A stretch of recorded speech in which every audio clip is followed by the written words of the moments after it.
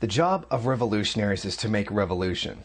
It is not something else. It is to overthrow governments, social orders, oppressors, and the smothering quiet of ordinary times. After the rise and fall of socialist revolution in the 20th century, we now live, unfortunately, in a world where the capitalist system is, for the moment at least, hegemonic and rarely challenged. In other words, all the governments that people face are oppressive, outdated, corrupt, encrusted obstructions to people's aspirations. There are contradictions between the various ruling classes that play a role in opening revolutionary possibilities, and we should take advantage of those contradictions, meaning those openings, whenever appropriate and helpful. But our task and orientation is to overthrow these oppressive governments and the imperialist system that they all, to one degree or another, serve and reflect, and we should support the oppressed who rise up against such governments. This should be a simple and obvious point, I suppose, but it is a controversial one. And the fact that it is controversial says a lot about how much dreams have dimmed among walled-off silos of exhausted left politics. Some people on the left have stepped away from revolutionary goals and away from the potential to rely on people to fight their way to consciousness and power. They spend their time prettifying some of the world's governments.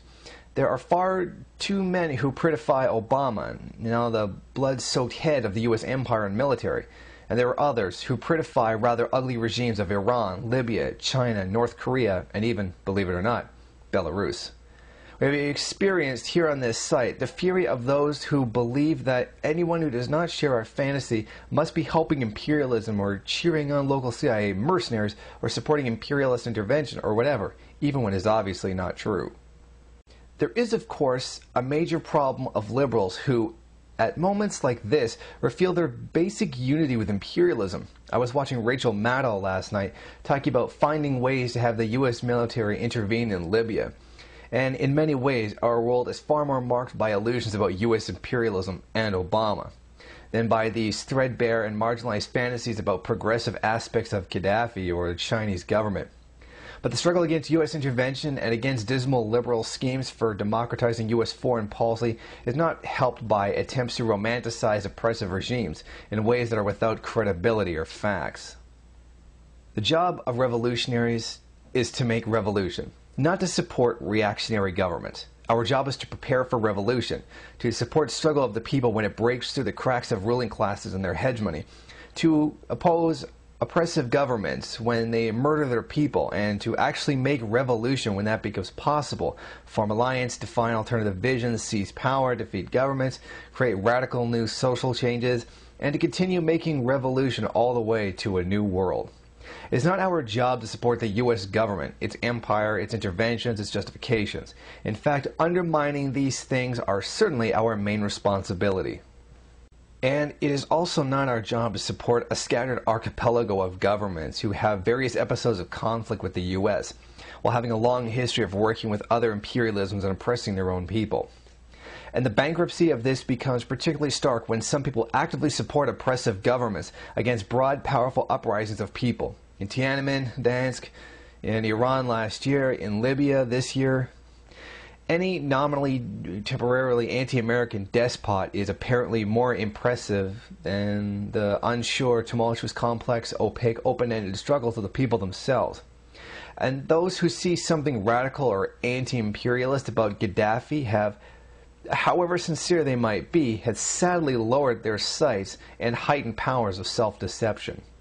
A reminder, Mao argued it is right to rebel against reactionaries, and like so much he wrote, it is a deceptively simple assertion with a profoundly controversial point. He didn't say it is only right if the reactionaries are pro-US, or if the rebellion is led by people who share our views, or if there is a short-term prospect of socialist victory. He said it is right to rebel against reactionaries. This is a statement of communist morality, of our view of what is right and what is wrong. It is a statement of worldview. It is a statement of class stand, where we stand with those who dare to rise up. And such things need to be said then and now, because there are many people who don't think that way and don't think it is right to rebel. If they consider the particular reactionaries to be some kind of favored lesser evil. When people break into struggle after long periods of fear and passivity, they don't always leap for the most radical social programs. They don't automatically understand what they need or their alliances are. They often move in a herky-jerky way through the unexplored terrain of uprisings and new politics. In Dansk, the great uprising of Polish workers sadly ended up under the spell of the Catholic Church. In Iran, it is not yet clear whether radical currents will be able to contend with oppositional leaders from within the ruling elite. In China, thousands of popular outbreaks are not yet coherent political movement with a vision of program. In Egypt, the startling, exhaustive uprising of people has, for the moment, ended up with yet another military government, after decades of such military governments, and it is not clear if events will move beyond that, or what radical currents among the people will produce to challenge this status quo. But it is clear that without such uprisings and outbreaks, the emergence of new and radical alternatives are impossible, because people will learn and embrace new ideas in the course of struggle. None of this is automatic or easy. Sometimes uprisings are inherited or subverted or co-opted by reactionary forces.